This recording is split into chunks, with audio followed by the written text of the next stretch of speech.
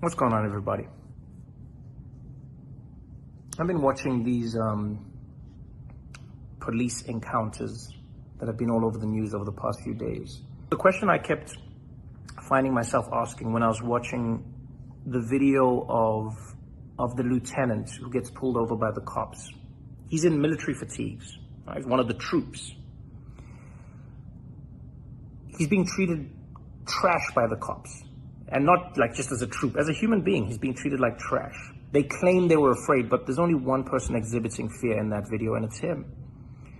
And I found myself watching that video over and over again, and I realized it's because I had one question that kept on nagging in my brain, and the question was, where are the good apples?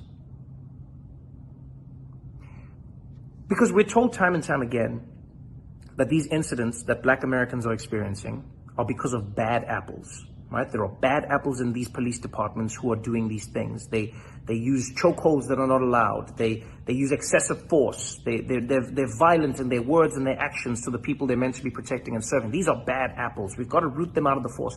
My question, though, is where are the good apples?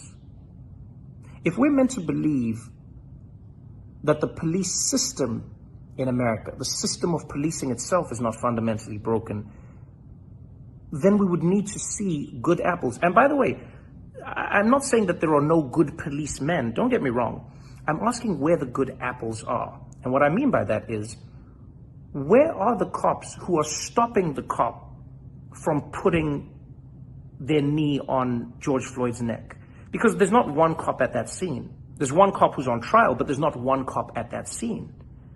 You know, where are the other cops when Philando Castile is losing his life? Like, where are the cops? You know, where are the good apples?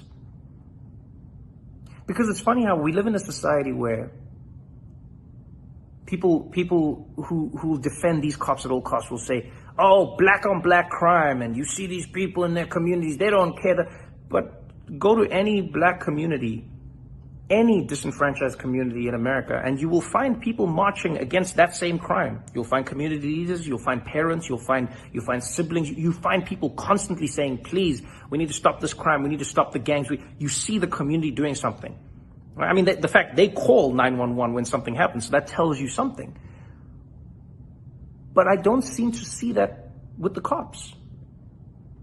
We don't see a mass uprising of police saying, let's root out these people. We don't see videos of police officers stopping the other cop from pushing an old man at a Black Lives Matter protest or from beating up a kid in the street with a baton. We don't see that. So my question is, where are the good apples?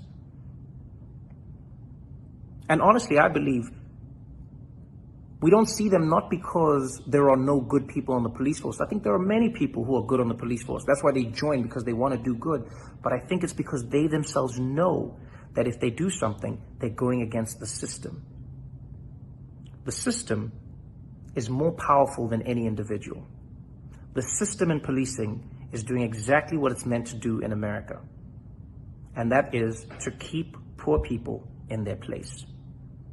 Who happens to be the most poor in America? Black people. You monetize them, you imprison them, which monetizes them again. It's a system. It's not broken. It's working the way it's designed to work.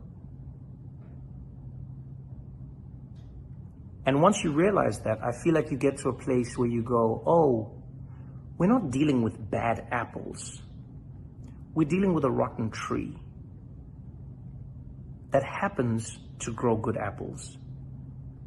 But for the most part, the tree that was planted is bearing the fruit that it was intended to.